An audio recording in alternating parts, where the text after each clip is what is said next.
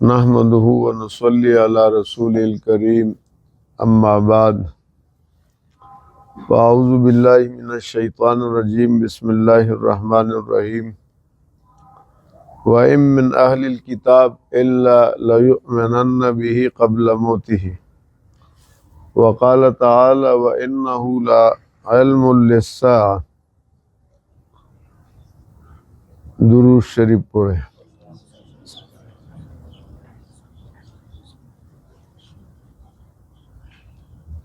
ہمارا اہل اسلام کا یہ عقیدہ ہے کہ عیسیٰ علیہ السلام قرب قیامت میں آسمان سے نازل ہوں گے۔ وہ نبی ہے، نبی تھے، نبی رہیں گے، مگر جب وہ زمین پہ اتریں گے تو ان کی نبوت موقوف ہو جائے گی۔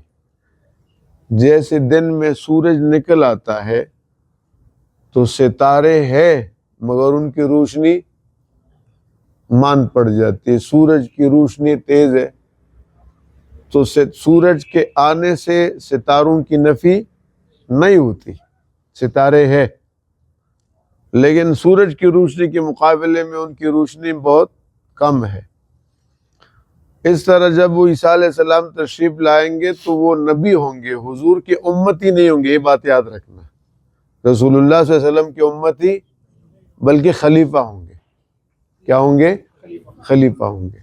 وہ اپنے، میں نے اس کی ایک مثال پیچھے 2-4 درس پہلے میں نے دی تھی کہ ہمارا وزیر اعظم ہے موجودہ شہباز شریف صاحب، یہ سعودی عرب جاتے ہیں، یہ ہندوستان جاتے ہیں، یہ افغانستان جاتے ہیں، تو ان کو وزیر اعظم کا پروٹوکول ملتا ہے۔ ایسا ہے نا، کسی بھی ملک میں جائے، چاہے وہ انگریز ملک ہو چاہے مسلمان ملک ہو، پروٹوکول وزیر اعظم کا ملتا ہے، لیکن اس کے وزارت عثمیٰ کا جو احکامات ہے اور اختیارات ہے وہ وہاں نہیں ہوتے، یہاں کے وزیر۔ اس طرح عیسیٰ علیہ السلام جب تشریف لائیں گے تو وہ رسول اللہ صلی اللہ علیہ وسلم کے مذہب کا پرچار کریں گے، دین اسلام کی تبلیغ کریں گے، قرآن کی تلاوت کریں گے، نماز میں قرآن پڑھیں گے، اپنی کتاب تورات نہیں پڑھیں گے، فیصلے قرآن کے مطابق کریں گے۔ یہ تو مسئلہ ہے واضح۔ یہاں پر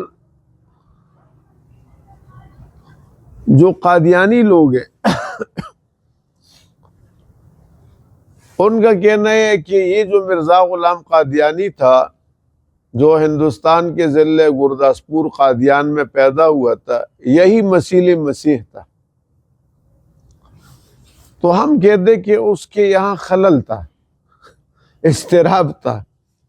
اس نے پہلے شروع کہا کہ میں مبلغ اسلام ہوں، پھر واعظ اسلام کہا، پھر مجدد دین کہا، پھر مہدی کہا، پھر مسیح مسیح کہا، پھر عین مسیح کہا، پھر ذلی نبی کہا، بروزی نبی کہا، پھر عین نبی کہا۔ اس میں کون سی بات سچی ہے؟ سوال ہے نا جی، کون سی بات سچی ہے؟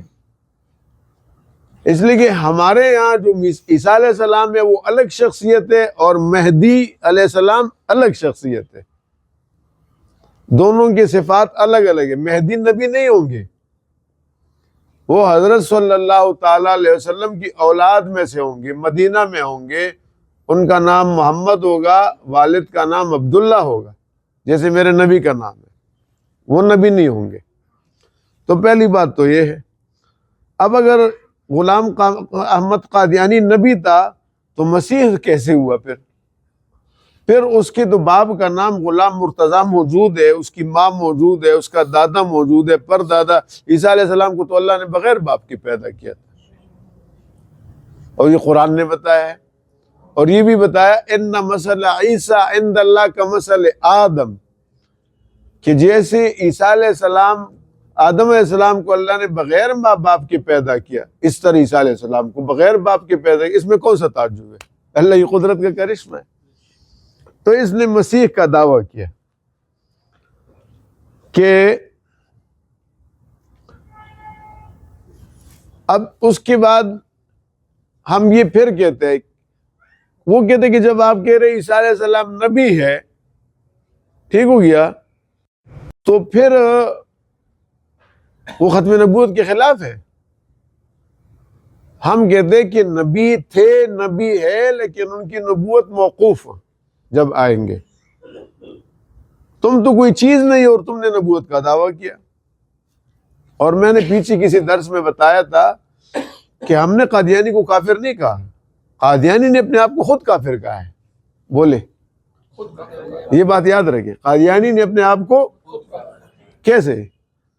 اس نے جو لکھ پڑھ شروع کیا 1883 سے شروع کیا تھا۔ کس سن سے؟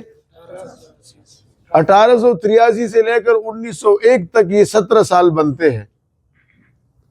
ان سالوں کے اندر اس نے 82 سے 17 سال بنتے ہیں، اس نے ان 17 سالوں کے اندر 4 باتیں کہی ہیں اپنی کتابوں کے اندر۔ ہم قادیانیوں کو بھی یہ کہتے ہیں کہ بابا ہمیں قرآن و حدیث تمہیں سمجھانے کی کوئی ضرورت نہیں ہے، تم اپنے جس کو پیغمبر مانتے ہو اس کی کرتوت بھی دیکھو اور اس کی باتیں بھی سنو۔ اس نے اپنی کتابوں میں لکھا ہے، 4 باتیں لکھی ہے کہ جو آدمی ختم نبوت کو نہ مانے وہ کافر ہے۔ یہ کون کہتا ہے؟ قادیانی خود لکھا ہوا ہے اس کی کتابوں میں، لیکن وہ تحریرات 1882 سے 1901 تک ہے، ٹھیک ہو گیا؟ یا 83، ایک سن میں تھوڑا سا مجھے وہ ہو رہا ہے، مغالطہ ہو رہا ہے۔ 1883 میں لکھنا شروع کیا یا 82 میں۔ اس نے کہا ختم نبوت کا انکار لعنت کا طوق ہے، جو آدمی حضور کی ختم نبوت کا انکار کرے گا اس طوق کو گلے میں ڈال رہا ہے، وہ مردود ہے۔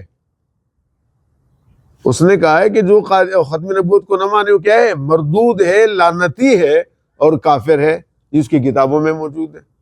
دوسری بات اس نے یہ کہی کہ جو آدمی نبوت کا دعویٰ کرے وہ بھی مردود ہے، دائر اسلام سے خارج ہے اور مرتد ہے، اور اس کی سزا ہے کہ اس کو قتل کیا جائے۔ جیسے میں نے کہا نا کہ امیر عبد الرحمن کے افغانستان کے، وہاں جب 2 بندے ہوئے جس نے فوراً ان کو فارغ کر دیا اور کہا اس سے کہ تم میرے پاس ادھر آؤ، میں تجھے نبوت سکھاتا ہوں۔ تو دوسری بات اس نے یہ لکھی ہے کہ جو آدمی نبوت کا دعویٰ کرے وہ بھی مرتد ہے، واجب القتل ہے اور دائر اسلام سے خارج ہے۔ 2 باتیں ہو گئی۔ تیسری بات اس نے یہ لکھی ہے کہ جو کسی بھی نبی کی شان میں توہین کرے وہ واجب القتل ہے، گستاخ رسول کسی بھی نبی کا۔ اس بدماش نے خود کی ہے۔ میں نے ابھی پچھلے درس میں، یہ جو ابھی درس گزرا ہمارے، اس کے اندر یہ ایک شعر تھا، یہ میں نے آپ کو پڑھ کر سنایا تھا کہ اس نے کہا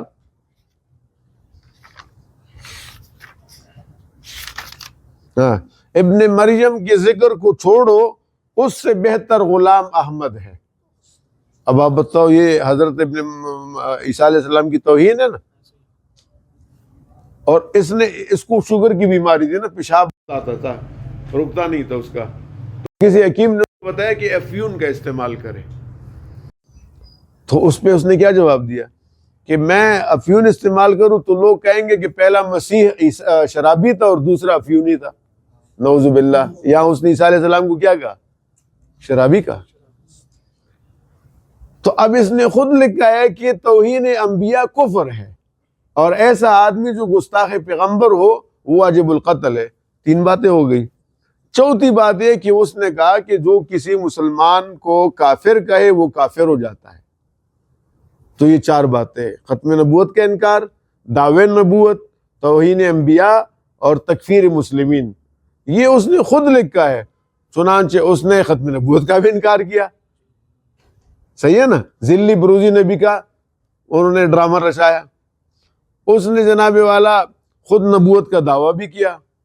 اس نے انبیاء کی شان میں بڑی توہین کی ہے، ایک نہیں سب کی، اللہ کی شان میں بھی توہین کی ہے۔ یعنی ایسی بات ہے کہ آدمی مجلس میں نہیں بتا سکتا۔ ہم قادیانیوں سے کہتے تم اپنی کتابیں پڑھو یار، اس کے بعد فیصلہ کرو، تم بتاؤ کہ آدمی کس قبیلے کا تھا۔ تو لہٰذا اب جو گفتگو آج کے موضوع میں یہ تھی کہ اس نے مسیح ہونے کا دعویٰ کیا، اور میں آپ کو بتاؤں کہ اس کی وجہ یہ تھی کہ انگریزوں کو ضرورت تھی ایسے آدمی کی۔ انگریزوں نے 4 بندے لانچ کیے۔ ایک مولوی محمد حسین بٹالوی تھا، جس کے ذریعے فقہ حنفی پر رد لگایا، چونکہ برصغیر پاک ہند میں جتنا عرصہ 1100 1000 سال جتنی بھی حکومت مسلمانوں کی رہی تو فقہ حنفی کا راج تھا. چنانچہ اس نے امام منیور رحمہ اللہ فقہ حنفی کی اہل سنت کے خلاف، اور خود انہوں نے لکھا ہے کہ ہم نے 22 سال میں 60,000 کتابچے لکھے ہیں، انگریز کے خلاف ایک بھی نہیں لکھا. اور اس نے قادیانی نے، جو مرزا غلام تھا، اس نے انگریزوں کی بڑی تعریف بھی کی ہے. پھر ایک اور آدمی ہے، اس کا نام غلام نبی تھا، بعد میں عبداللہ چکڑالی، اس نے سنت کا انکار کیا. پھر سر سید احمد خان صاحب آ گئے، جنہوں نے علی گڑھ یونیورسٹی بنائی، محمدن کالج سب سے پہلے بنائی. اب وہ جو بھی لوگوں کو، مسلمانوں کو ظاہری کچھ اور دیا لیکن اندرونی خانہ تو اور تھا. اس نے جناب والا کشف و کرامت کا انکار کر دیا، نیچرلیت لے کر آئے. پھر چوتھے نمبر پر اس کو لانچ کیا مرزا غلام قادیانی کو کہ نبوت کا اس کی ضرورت پیش آئی. مسیح ہونے کی وجہ کیا کہ انگریز سر پکڑ کے بیٹھ گئے کہ ہم نے مولویوں کو مارا، قتل کر دیا، خنزیر کی سوروں میں اس کے کیا نام ہے کھالوں میں سی کر جناب والا ان کو جلایا، لٹکایا درخت کے ساتھ، مسجدوں کو مسمار کر دیا، مدرسوں کو تاراج کر دیا. یہ کس قسم کے لوگ ہیں جو لڑنے کے لیے ہر وقت تیار ہوتے ہیں؟ تو مستشرقین جو یورپین مذہبی اسکالر ہوتے ہیں، اور یہ جو یہاں کے جو غدار تھے برصغیر پاک ہند کے، انہوں نے سمجھایا کہ جہاد کا مسئلہ ہے سارا. تو کہا جہاد کے لیے کیا ہوگا؟ کہتے ہیں ہماری مسلمانوں کی کتابوں میں یہ ہے کہ یہ عیسیٰ، یہ جو میں نے آیت پڑھی سورہ نساء کی آیت ہے، وَإِن مِّنْ أَهْلِ الْكِتَابِ إِلَّا لَيُؤْمِنَنَّ بِهِ قَبْلَ مَوْتِهِ، کہ اہل کتاب بھی سارے کے سارے وہ عیسیٰ علیہ السلام پر ایمان لائیں گے، کفر ختم ہو جائے گا جب عیسیٰ علیہ السلام آئیں گے. تو جب کفر ختم ہو جائے گا تو جہاد کا حکم کیا ہو جائے گا؟ بولے نا، موقوف ہو جائے گا. یہ ہے پوائنٹ کی بات. انگریز کو یہ نقطہ بتایا گیا. اب نقطہ سمجھ گئے کہ عیسیٰ علیہ السلام ہی آئیں گے، وہ جہاد کو موقوف کریں گے. لہذا مسلمان نوجوانوں سے جہاد کا جذبہ نکالنے کے لیے اس کو کہا گیا کہ تم مسیح ہونے کا دعویٰ کرو. یہ ہے بات. مسیح ہونے کا دعویٰ اس لیے کر ہے یہ کہ جہاد کو موقوف کیا جائے. لیکن میں نے پچھلے درس میں بتایا تھا، ایک جھوٹ کو چھپانے کے لیے 100 جھوٹ اور بولنا پڑتا ہے. اس کے بعد پھر ترقی ہوئی، صابن پر پھسل گیا، نبوت تک پہنچ گیا. نقطہ سارا سمجھ گئے؟ یہ ہے. اس نے یہ دعویٰ کیا تھا کہ میں مسیح ہوں. یہ عقیدہ ان کا غلط ہے. اور قرآن نے جس کے بارے میں کہا وہ عیسیٰ علیہ السلام ہے، جو حضرت مریم کے صاحبزادے تھے. اللہ تعالی ہمیں ختم نبوت کا عقیدہ نصیب فرمائے، اور توہین انبیاء جو کرنے والے ہیں اور جو قادیانیوں کے ساتھ ملے ہوئے ہیں، بلکہ خود یہ قادیانی اور یہ جتنے کفر والے ہیں، ہم اللہ سے دعا کرتے ہیں کہ اللہ ان سب کو ایمان کی دولت نصیب فرمائے. آپ قادر مطلق ذات ہے اور آپ کے لیے کوئی مشکل نہیں ہے. اور یا کریم اگر ان کی مقدر میں ہدایت اور ایمان نہیں ہے تو پھر چن چن کر ہلاک فرما دے اور نیست و نابود فرما دے، اور ان کے ناپاک وجود سے صفحہ ہستی کو پاک کر دے. اور یا کریم یہ جو ہمارے جتنے ساتھی بیٹھے ہیں، ان کو رسول اللہ صلی اللہ علیہ وسلم کی شفاعت نصیب فرمائے، حضور کے روضہ اقدس کی حاضری بار بار نصیب فرمائے. یا کریم ان ساتھیوں میں کوئی پریشان حال ہے، کوئی بیمار ہے، کوئی تنگ دست ہے، یا اللہ سب کی پریشانیاں دور فرما، تنگ دستیاں دور فرما.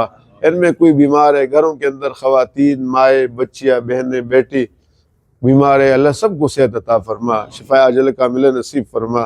یا اللہ ہم سب کی حفاظت فرما. حضور پاک صلی اللہ علیہ وسلم کی تحفظ ختم نبوت اور تحفظ ناموس رسالت کے لیے ہمیں اور ہماری اولاد کو قبول فرما. وصلی اللہ علیہ وسلم.